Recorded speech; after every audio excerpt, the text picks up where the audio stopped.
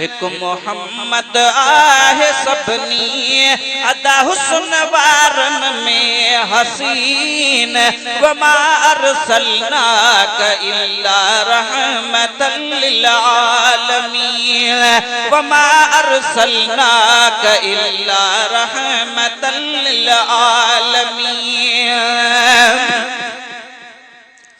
ओ सूह यूसुफ जीत सी थे औरत न हथ जान क्या पर मोहम्मद के डिठो जन तन तसर कुर्बान क्या।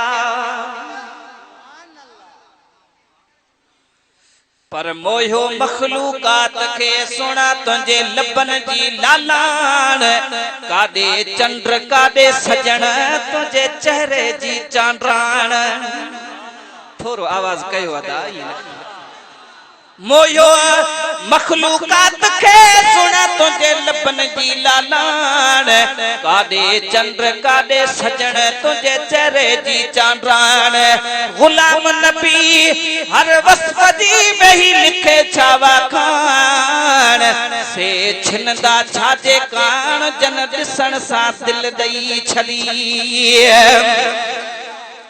ओ सूह यूसुफ चीज सी थे औरत न हथ जान क्या पर मोहम्मद के डिठो जन तन तसर कुर्बान क्या पर मोहम्मद के डिठो जन तन तसर कुर्बान क्या।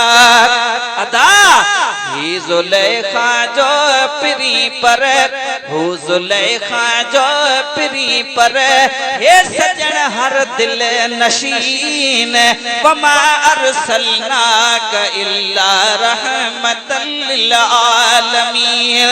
यो वराणो मूंसां पढ़ायो सब सुरीला आयो अजायो चुप करे वेठा आयो तां बि साईं जा सनाफान बणजी वञो। चओ वमा अरसलनाक इल्ला रहमतल लिल आलमीन वमा अरसलनाक इल्ला। हिकु मोहम्मद आहे सभनी हुस्न वारन में हसीन वमा अरसलनाक इल्ला रहमतल लिल आलमीन वमा अरसलनाक इल्ला रहमतल लिल आलमीन।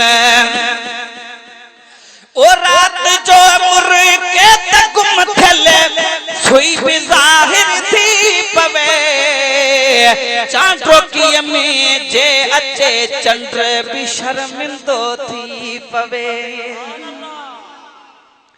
ओ रात जो मुर्गे तगुम थले सुई भी जाहिर थी पवे चांद्रो की में जे अचे चंद्र भी शर्मिंदो थी पवे।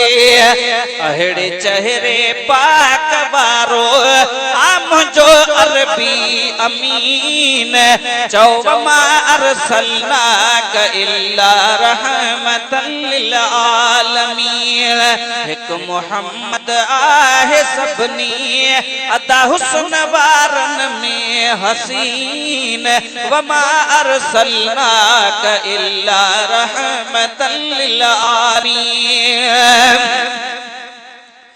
ए महेसर ईद थी वई जो मिलियो आली जनाब जंहिंजी ज़ियारत करण सां हज अकबरीअ जो थई सवाब।